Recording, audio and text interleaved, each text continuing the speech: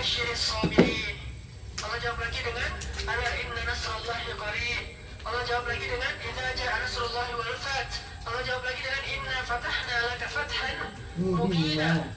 Artinya itu salah satu suudzon kepada Allah. Cuma masih wajar ketika mereka dalam keadaan lemah, mereka mulai berprasangka Allah bisa nolong, Allah mau nggak menolong kita? Bukan bisa, pasti bisa. Cuma mau nggak menolong kita? Akhirnya Allah kirimlah angin yang dingin menghancurkan tenda-tenda musuh, sehingga musuh banyak yang mati karena kedinginan, lalu mereka pulang besoknya. Selesailah perang Ahzab. Hampir tidak ada kontak senjata kecuali sedikit saja. Sisanya kontak mental. Itu perang mental, perang urat saraf, bukan perang fisik. Itu yang disebut dengan perang Ahzab. Makanya di situ ada pelajaran tentang suudzon. Karena kita kayak gitu, ketika kita berada dalam keterpurukan yang luar biasa, diuji habis-habisan, hampir merasa tidak berdaya, udah habis semua daya upaya kita. Di situ kadang-kadang muncul suudzon. Mana pertolongan Allah? Kok nggak datang pertolongan Allah? Mata nasrullah. Kapan datang pertolongan Allah? Allah menjawab, ala inna nasrullahi qarib. Sudah dekat. Tunggu sebentar lagi, tunggu. Makanya salah satu di antara hal yang harus kita belajar sebagai seorang muslim itu adalah berprasangka baik kepada Allah. Baik tentang kebesaran Allah ataupun tentang keputusan dan ketentuan Allah. Kita berprasangka baik. Allah itu Maha menolong, dan apapun yang menimpa kita itu pasti ada kebaikannya. Allah pasti menitipkan kebaikan. Masih ingat cerita di zaman Nabi Daud, seorang ibu ini punya anak perempuan single parent, gak punya suami. Dia satu-satunya yang menafkahi anaknya. Kerjanya ngapain? Menenun kain lalu dijual di pasar. Suatu hari dia sedang menenun kain kan. Setelah selesai lagi menenun kain itu hampir selesai, dia taruh. Mungkin ada yang harus dia kerjakan di belakang. Tiba-tiba datang seekor burung mengambil kainnya dan dibawa terbang. Padahal kain itu satu-satunya harapan untuk memberi rezeki kepada anak-anaknya. Anak-anaknya udah gak makan. Kalau kain itu bisa dijual hari ini, lumayan bisa makan beberapa hari. Malah diambil sama burung. Datang ke Nabi Daud, ya Nabi Allah, memangnya Allah benar-benar maha pemberi rezeki? Allah akan menepati janji menjamin hidup seseorang? Kata Nabi Allah, ya abatullah, kenapa engkau berkata demikian? Dia ceritakanlah. Lagi enak-enak cerita, tiba-tiba datang 10 orang nelayan kepada Nabi Daud. Engkau yang bernama Daud, Nabi Allah? Ya, saya Daud. Ada apa? Kami para nelayan ingin menceritakan suatu kejadian dan nanti kami akan memberikan sesuatu. Apa? Ketika kami sedang berlayar, baru aja tadi kami dihadang dengan ombak yang tinggi, badai yang luar biasa, dan kapal kami berlubang sehingga banyak masuk air, kami hampir tenggelam. Sehingga kami berkata kepada Allah, kalau kami selamat hari ini, kami akan bersedekah 10 dinar masing-masing, sehingga 10 orang menjadi 100 dinar. Tiba-tiba datanglah seekor burung. Burung itu menjatuhkan kain yang tepat jatuhnya di lubang kapal kami, sehingga kapal kami itu kami tambal dengan kain itu tertutup, lalu tidak lagi masuk air dan kami bisa selamat. Ini kainnya. Dibawa kainnya. Pas dilihat, ini adalah kain si ibu tadi yang diambil oleh burung. Maka hari ini kami ingin memberi sedekah nazar 100 dinar. Berapa 1 dinar? 2 juta 600-an, berarti 260 juta harga sehelai kain biasa. Yang mungkin kalau dijual lakunya 50 ribu, 100 ribu, jadi 270 juta. Dikasih ke Nabi Daud, senyum aja. Ibu masih bilang Allah itu tidak adil, Allah tidak memberi rezeki. Ini akan 100 dinar, 170 juta. Allah ngasih rezeki kepada ibu dengan cara yang kita nggak pernah duga. Tapi Allah punya rencana. La'allahu khair, la'allahu khair. Pasti ada kebaikan, pasti ada kebaikan. Kita husnuzon aja sama Allah, pasti ada kebaikan.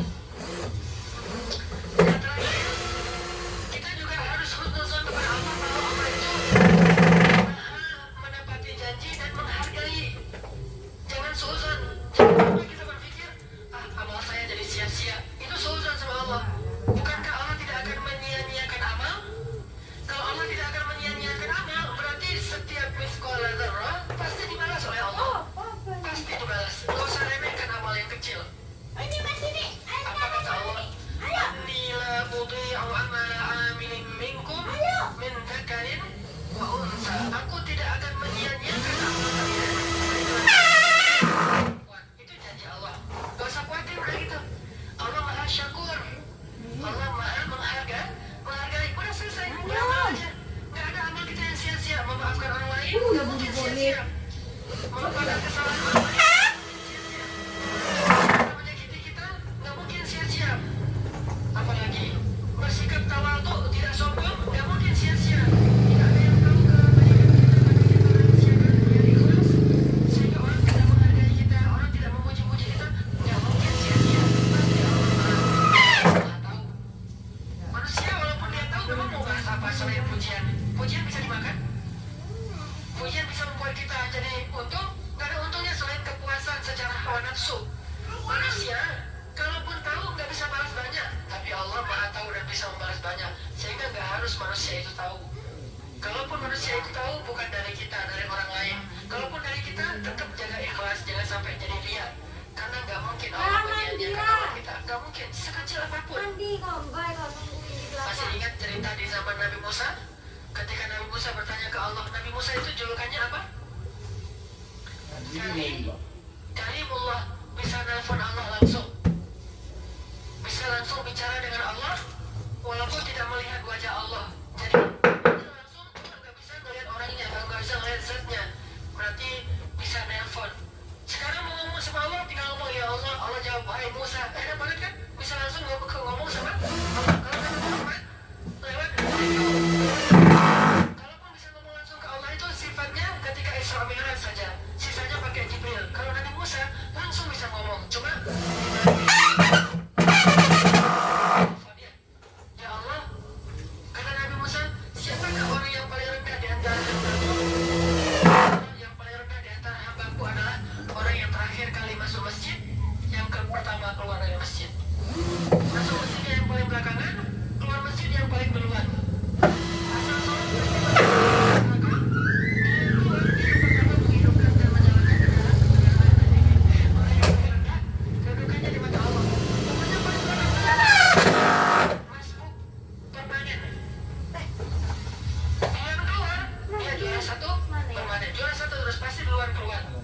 Bahkan banyak kan orang yang sengaja kalau sholat Jumat itu duduk paling dekat dengan pintu biar bisa gampang keluar. Soalnya kan nanti kalau dia susah keluarnya, udah saya duduk dekat pintu bisa gampang keluar. Ini yang paling rendah kan orangnya di mata Allah. Dilihat sama Nabi Musa, mana orang yang kayak gini nih? Ketemu seorang kakek buta, asal masuk masjid paling belakang, asal keluar paling duluan. Setiap hari kayak gitu. Oh ini orang yang paling rendah. Suatu hari orang itu meninggal. Nabi Musa tanya, ya Allah, di mana posisinya sekarang? Kata Allah, huwa fil jannah, dia di dalam surga. Hah?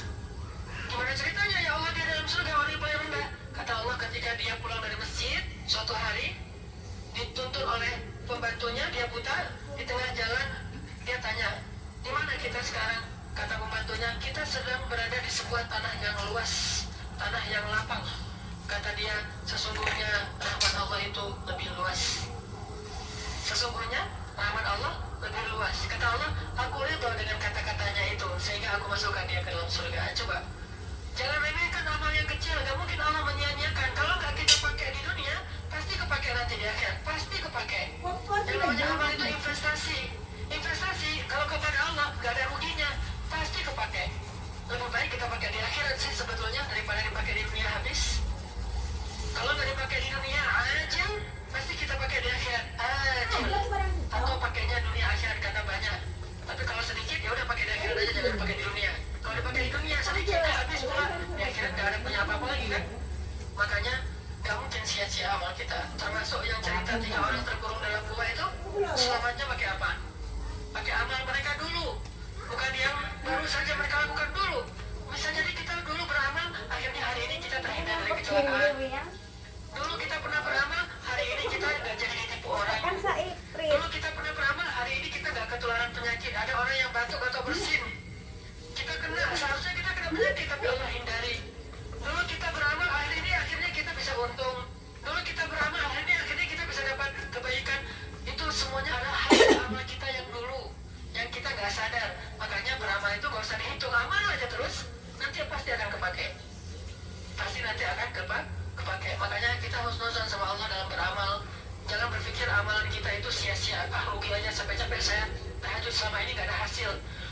saya pergi umrah ternyata tetap aja rugi. Belum untung di perniagaan saya udah minta di depan multazam, nggak mungkin sia-sia. Kalau nggak dipakai sekarang, dipakainya nanti di akhirat. Tinggal lakukan saja. Setelah itu percaya sama Allah. Percaya sama Allah. Jangan suzon kepada. Mudah-mudahan ini bermanfaat. Kita dengan kafaratul majelis. Subhanallah. Bihamdika. Asyhadu an la ilaha illa anta. Astaghfiruka wa atubu ilaik. Assalamualaikum warahmatullahi wabarakatuh.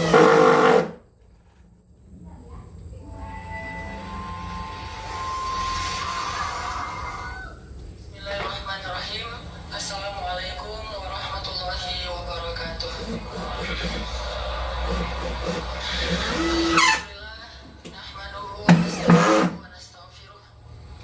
Asyhadu an la ilaha illallah wahdahu la syarika lah wa asyhadu anna Muhammadan abduhu wa rasuluh. Radina billahi rabba wa bi Muhammadin nabiyya wa bil islami dina. Allahumma salli wa sallim wa barik ala sayyidina Muhammad wa ala alihi wa sahbihi ajma'in. Rabbi syrah li sadri wa yassir li amri wa hlul 'uqdatam min lisani yafqahu qawli.